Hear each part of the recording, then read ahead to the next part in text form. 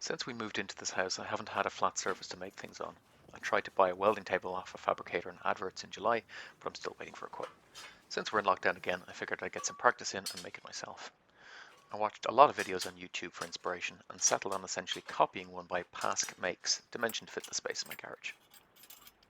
I wanted removable sections wide enough to fit clamps so I can hold things in place while I work on them without being limited by a vise. This scroll is the only drawing I did, it's really not my forte. Instead, I worked off this screenshot of a printed photo of Pask's design from his video. I ordered 70 by 70 by 3mm box section from blue steel, which has large radius corners that would need bridge tacks to connect. The 7.6 meter lengths were too big to be cut in the garage, so I cut them roughly to size with the plasma torch outside.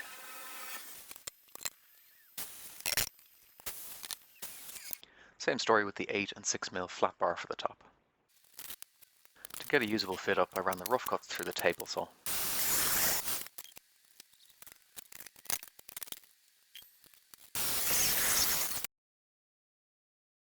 Even at 70 speed, tidying the edges is tedious. I bodged a guide to improve the straightness of cuts, which did help. Then at Christmas, Santa brought me a chop saw. It's louder than a helicopter taking off though. Sorry neighbours. To limit warping and twisting the frame, we weld the joints in a specific order. Watch Jody's weld distortion video linked in the description for better info. Starting with the outside edges, we weld 1, then the opposite 3, back to 2, and its opposite 4. Then the top faces 1, 3, 2, and finally 4. Flip the frame over and do the bottom faces, opposing corners in sequence 2, 4, 1, 3.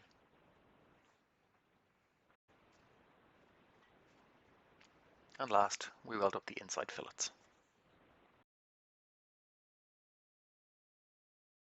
Because the floor of the garage isn't flat, we make the pieces level by supporting them at 3 points with short pieces of angle iron. Then we clamp above and below with thick flat bar. Watch a Fireball tool video on the 3-point system, link in the description.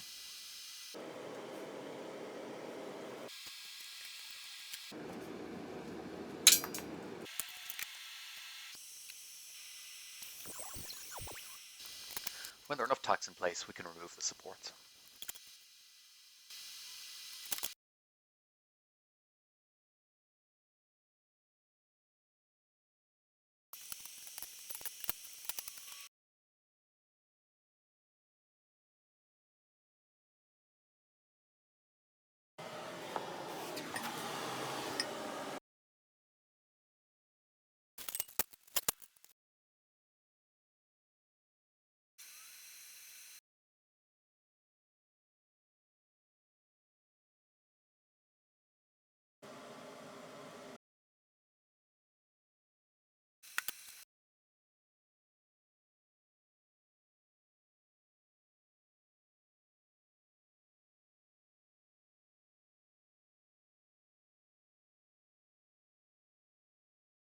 With the top done and confirmed to be flat, we can clamp the pieces for the base to it and know that they'll line up after welding.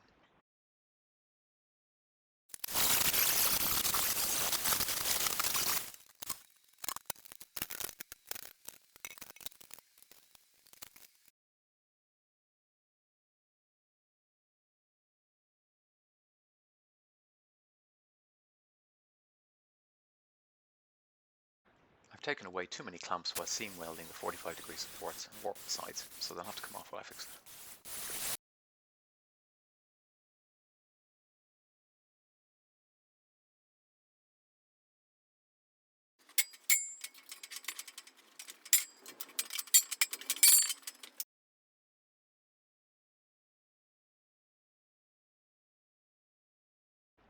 I probably spent 2 weekends sorting this out. It would have been quicker to cut new steel, but I wanted to learn how to fix warps.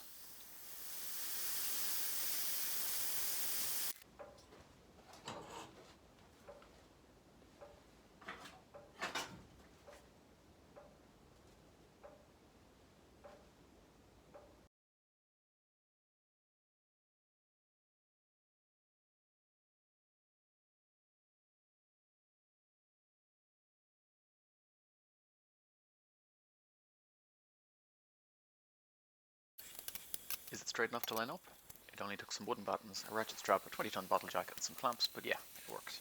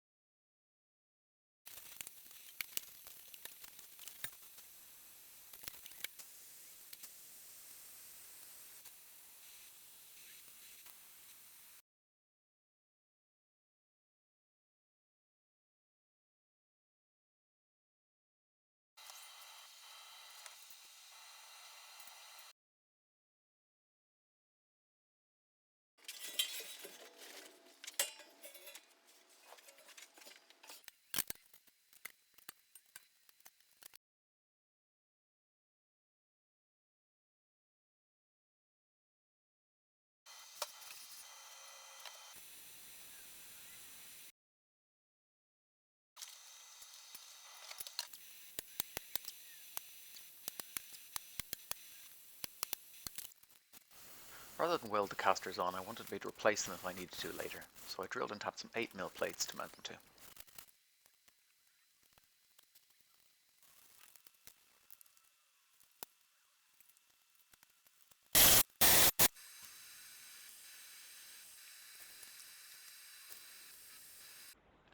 I added a fifth leg to support the weight through the centre of 65 kilo flat bars at the top. This will be used later to attach 10 switchable power sockets.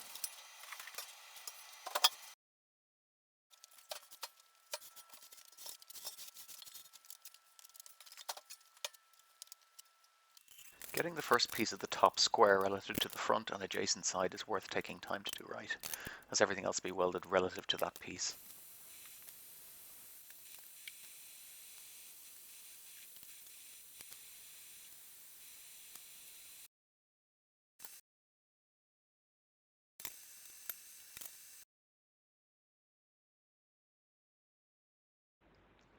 Every even-numbered piece is 40mm wide and removable, with odd-numbered 100mm wide pieces seam welded from underneath on at least 3 edges.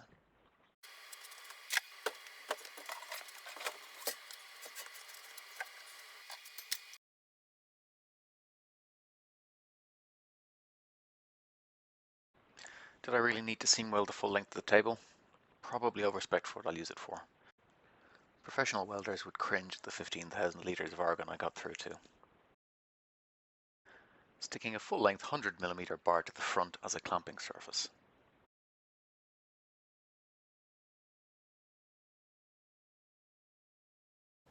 You can never have enough power sockets in a garage, and I want the most frequently used tools to always be plugged in and turned on at the switch as needed. Adding 100mm flat ends that are exactly 90 degrees to the top surface.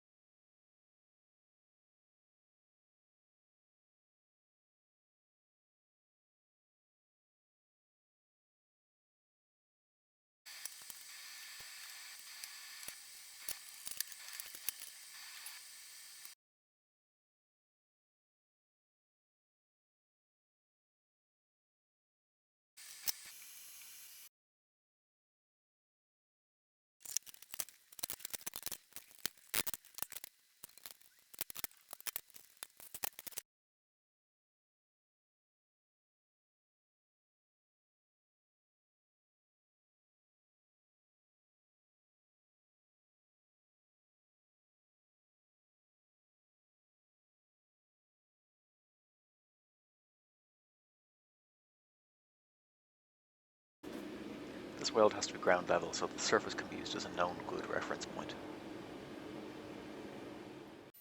I wanted to make a box for the TIG plant and plasma cutter to keep dust off them. I had some pretty 2mm stainless steel sheet knocking around. It's too hard to cut with most of the tools I have, so I cut it roughly with the plasma.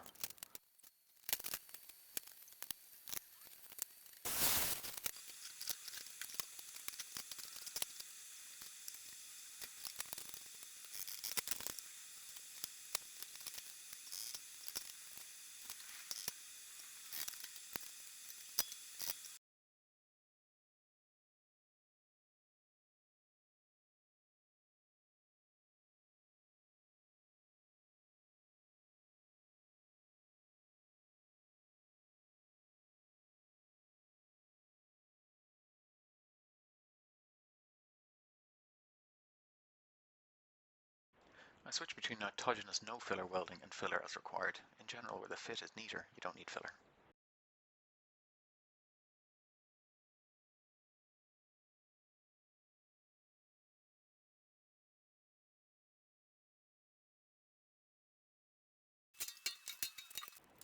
Test fit the box loosely. It's a pretty tight fit.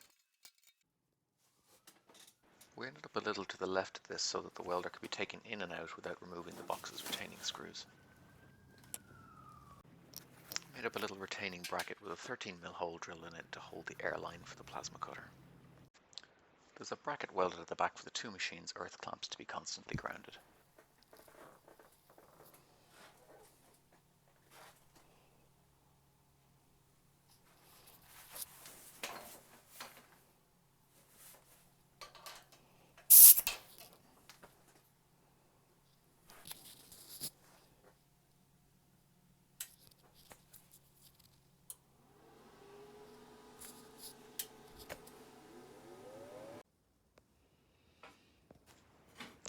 That's it. Finally, a few extras I made to get things off the floor and onto the wall. A grinder rack with hangers for different kinds of discs, and a wire spool rack for wiring projects.